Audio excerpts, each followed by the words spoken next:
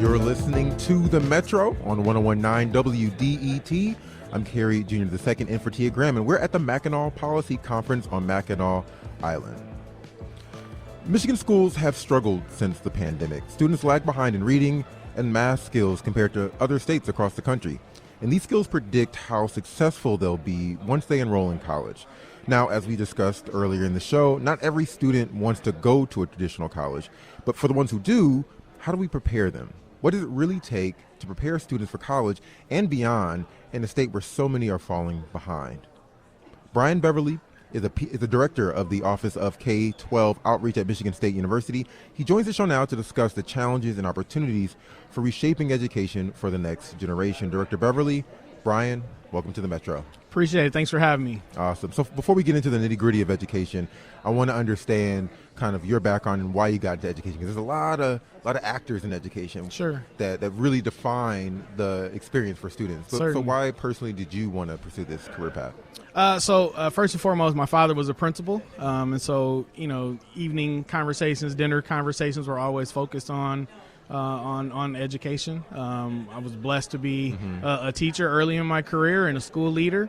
And later on, after receiving my doctorate, I've been fortunate to work with MSU and train the next generation of educators. I imagine those kitchen table discussions were, well, I don't know how old you were, so I can't say they were always tense, but principals have a very direct understanding of how challenging it can be to cultivate the ideal school environment. Certainly, it's not just about the instruction and safety of students. Of course, that's also a key focus of that role, but it's also about managing people, right? And how to lead people to have a positive impact on student outcomes. Yeah, my mother was an educator for about 15 years in Detroit Public Schools. So awesome. She didn't have kitchen table conversations with us. Dealing with parents, she'll talk to us about that. Gotcha. But we didn't get the overall understanding of it. But the impetus to want to understand what creates a learning environment that's enriching to young people has also kind of passed down to me as well. But I'm curious to know, too, now, your role specifically, Director of Outreach. What does that entail? What does outreach look like? Sure. So the elevator speech of the Office of K-12 Outreach is the professional development arm of the College of Education at Michigan State University. We prepare and provide professional learning opportunities for superintendents, principals, and teachers across the state. Sometimes that's kind of large-scale conferences that we host around education, but also one-on-one coaching for school and district leaders. We provide data and evaluation support, and we also facilitate strategic planning for local districts. Well, this does tie in really well with the relationship to your parents and being a principal, because it sounds like you are developing the skills and the curriculum in some ways that principals and administrators need to learn to engage students, right? Yeah. And provide strong instruction, but also provide the culture that leads to a safe and positive learning environment. So I'm curious to know, what are those skills? When you are going to these leaders and saying, this is what you need to do, what are you telling them? Yeah, so first and foremost, lead with student voice, right? You want to be a listener and a learner as a leader, right? You don't want to just show up thinking you have all the answers. You want to make sure that you're getting input from those that you are serving. And when I say serving, I'm talking about the students, I'm talking about the parents, but I'm also talking about the teachers in that school. You have to be a listener, but you also have to, at the end of the day, be a decision maker. So what thought process, what frameworks are you thinking about when you're making decisions, and how are you kind of navigating some of those competing priorities when it comes to leading a school, right? Especially in K-12, I imagine an adult who is in a leadership position struggles to come to terms with the fact that I need to be listening to my potentially 14 or 12-year-old student. How do you break that down? How do you make it so that they're not listening to them like, well, you're a kid, you don't really understand? How do you break that relationship down so that they actually get the best out of the engagement? Yeah. So I would say, first and foremost, you have to think that the student does know what they want to share with you, right? They have developed, their own ideas and their own preferences, right? And so how can you create an environment where they feel comfortable sharing, what interests them, and then how can you provide supports around their interests, and then have them talk about their needs, and how do you provide supports around those needs, right? And so again, it's more about creating a culture that students feel safe, more than specific strategies to pull things out of them, right? You want to make sure that the student feels safe and invited to the conversation. How do you determine what schools your outreach goes to, where they take place? What are some challenges you're hearing students are facing, and how do you know this is the place I need to go to address them? Yeah, so our support is, our office is 95% grant or contract funded, and so we kind of market our services to local districts, and then they engage us around specific needs.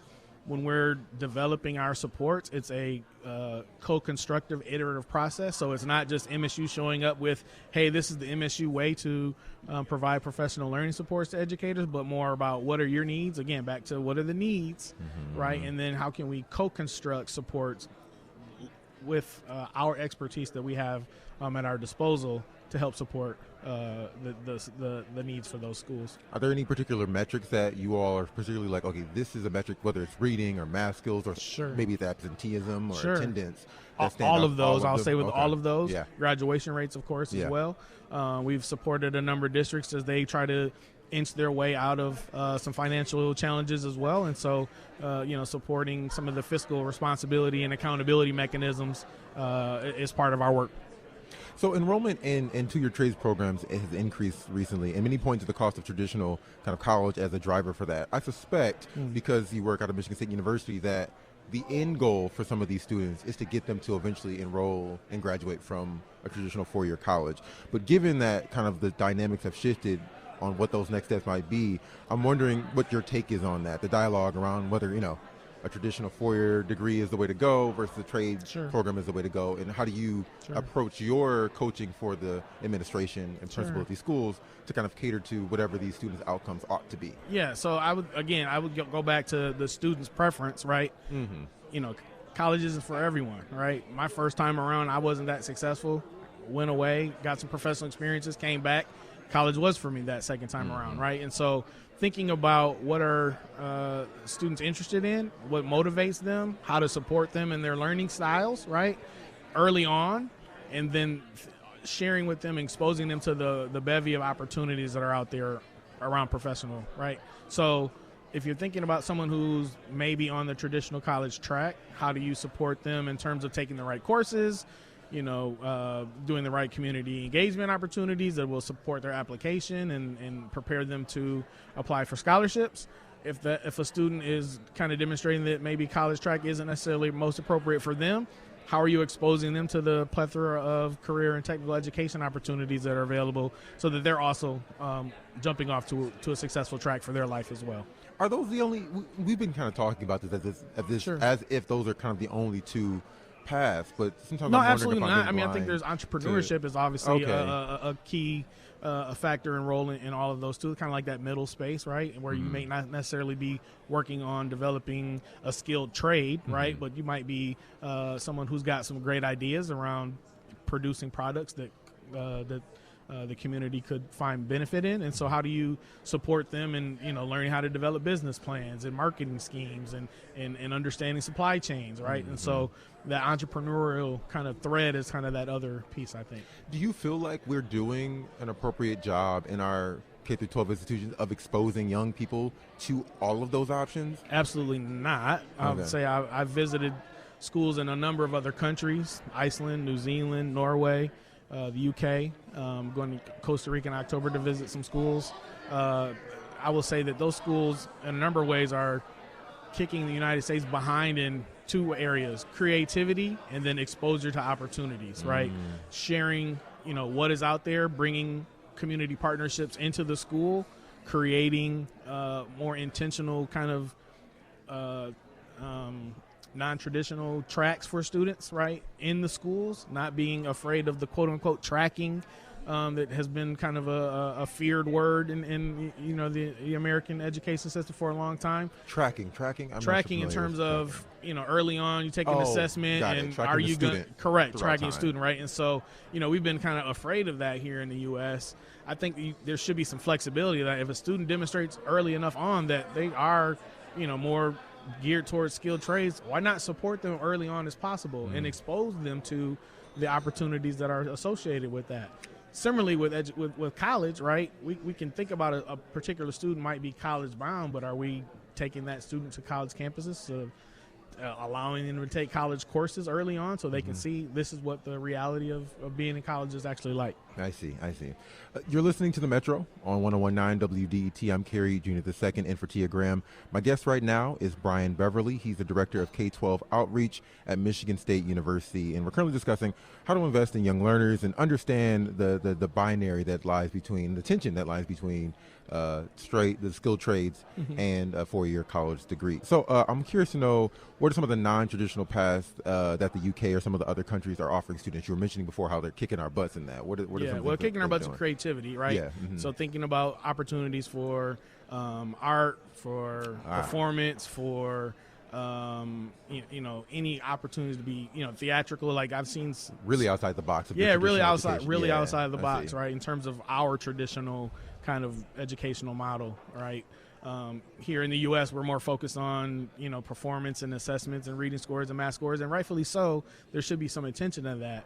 But I think when you think about your own educational experience, right, you think back to third grade. Are you thinking about Chapter 7 in your social studies book, or are you thinking about the cool activity that your teacher had you do, or the cool field trip that you went on? Right, like that's what sticks with you. Not experiential. Correct. So experiential learning is really, in my opinion, where we need to spend more attention, more resources, and more priority. If I'm a parent and I'm thinking about in America Limited, I guess, exposure my child has to all these different career paths, Sure. What can I do to get them to experience more of that? Because if the school doesn't offer it, Sure. and maybe there isn't an outreach program that's doing all Sure. that work, what kind of work can you do on your own to make sure that they get that exposure? Yeah, I would say first and foremost, be a tourist in your own town, right? So go to museums, right? Visit local businesses. Ask to see if you can tour, manufacturing spaces, right? Set up those types of opportunities for your student yourself, and then also, take advantage of be a tourist in your own state. There's a lot of great things to explore here. Pure Michigan, right? You can visit the Air Zoo in Kalamazoo. You can come up here to Mackinac and kind of go back in time a little bit, or you can get a more urbanized experience in Detroit. I push all parents to explore with your student. That's fair. I mean, I do want to acknowledge it does put a lot of the pressure again on parents and their time, which Certainly. the ideal parenthood would be, I have the time to be very intentional about everything my child learns. I get to go and learn about the curriculum and other classes. Correct. But yeah, so I hear that. I am curious to know about like the students who are in challenging circumstances, right? We talk about how Michigan is not doing as well as it should be in its educational program. Correct. For you as an outreach, someone who's doing outreach for these students, is it the same? Are you going towards, like we said before, you're targeting certain schools to make sure that we're getting those students, but like is the coaching and the approach and the navigation for these students the same depending on their circumstances, or are you particularly targeting more students who are experiencing challenging circumstances who maybe aren't doing as well? Yeah, I would say from our office's standpoint, we feel a moral impetus to provide supports to students who are underserved. Got it. And that could be in urbanized communities, and that could be in rural communities as well, because there are similar challenges in terms of lack of access, right, in both sets of circumstances. So we are quite intentional in trying to engage schools in both sets of communities. Is it the same? I would say no. I would say you need to be intentional about each individual student's needs and not showing up with a cookie cutter approach. Yeah. But I think the idea is to expose as many students to as many opportunities as possible, right? And building community partnerships to that end. Right. It also sounds like the motivation for this type of work is also appropriate for all students, right? Yes, Absolutely. you focus on students who are underserved, but sure. all students need this type of exposure. Yeah, every student. You never know if you want to be a police officer if you've never met a police officer. Same thing with an accountant, right? Same thing with a radio show producer, right? Unless you've ever been exposed to some of those opportunities, you don't really know what's possible, right? And so how can we engage schools and bringing in some of those community partnerships so they can expose their students, right?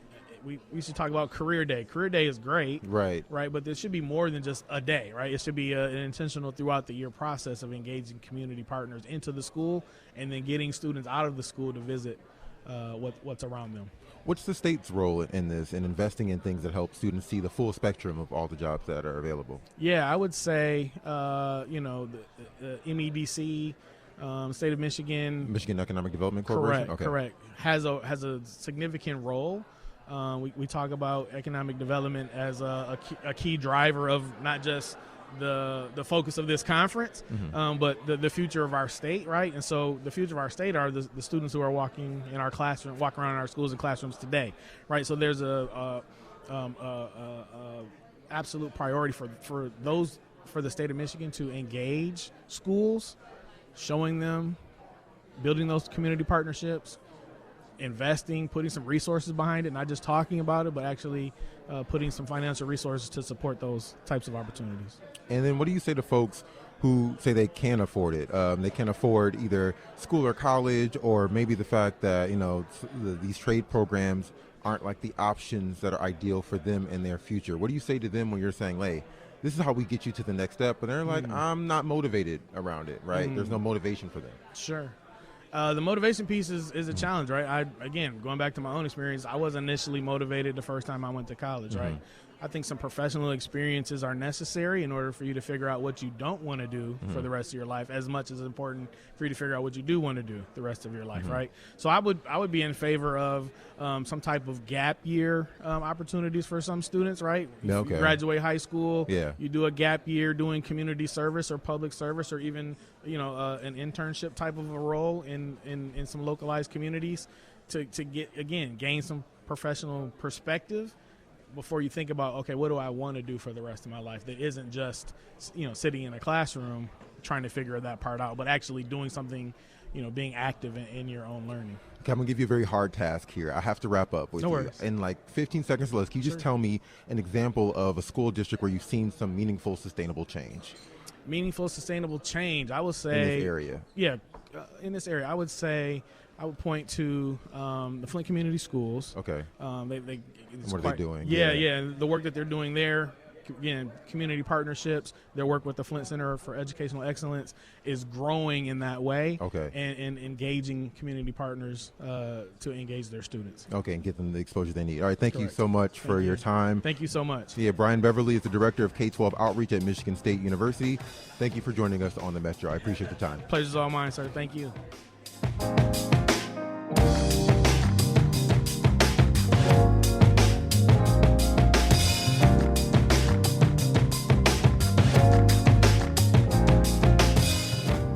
Coming up, foundations play a big role in supporting Michiganders. We'll look at the power, money, and priorities of one of Detroit's most prominent players. We'll be right back on the Metro. Stay right there.